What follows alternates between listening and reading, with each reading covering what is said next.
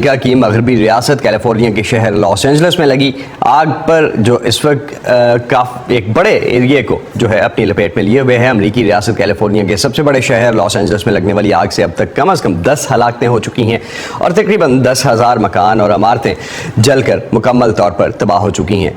2.25 لاکھ سے زیادہ رہائشی نقل مکانی کر چکے ہیں اور مزید 2 لاکھ کے آگ کے پھیلنے کی وجہ سے علاقہ چھوڑنے کا خدشہ ہے۔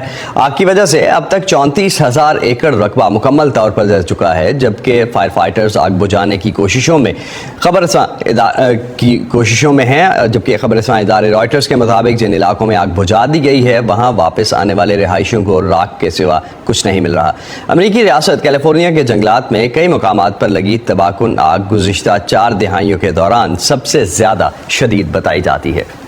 امریکی مالیاتی ادارے جے پی مارگن کے مطابق اس آگ سے ہونے والے نقصان کا تخمینہ $50 ارب تک پہنچ سکتا ہے، جو امریکی تاریخ میں ایسے کسی واقعے میں ہونے والا تاریخ کا سب سے بڑا نقصان ہوگا۔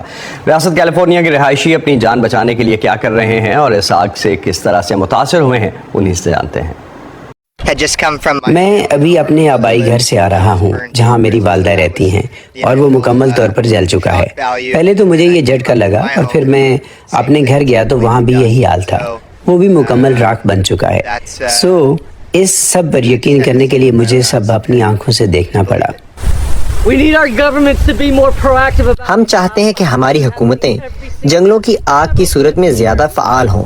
ایسا ہر سال ہو رہا ہے۔ ایسے اقدامات ہیں جو اٹھا کر ہم اس سے نمٹ سکتے ہیں۔ دیکھیے، فائر ہائیڈرنٹ خالی تھے، فائر فائٹر سب کچھ کر رہے ہیں آگ سے نمٹنے کے لیے، لیکن ہمیں اس سلسلے میں زیادہ فعال ہونے کی ضرورت ہے۔ میں باہر تھی جب میں نے محسوس کیا کہ آگ پیلیسیڈز میں بھڑک اٹھی ہے اور ہم بالکل اس کے قریب رہتے ہیں۔ میں اپنے شوہر کو لینے کے لیے گھر کی طرف بھاگی، وہ 90 کی دہائی میں ہے۔ میں اور میرا کتا جب وہاں پہاڑ کی چوٹی پر پہنچے تو وہاں دھوئیں اور شعلوں کے سوا کچھ نہیں تھا۔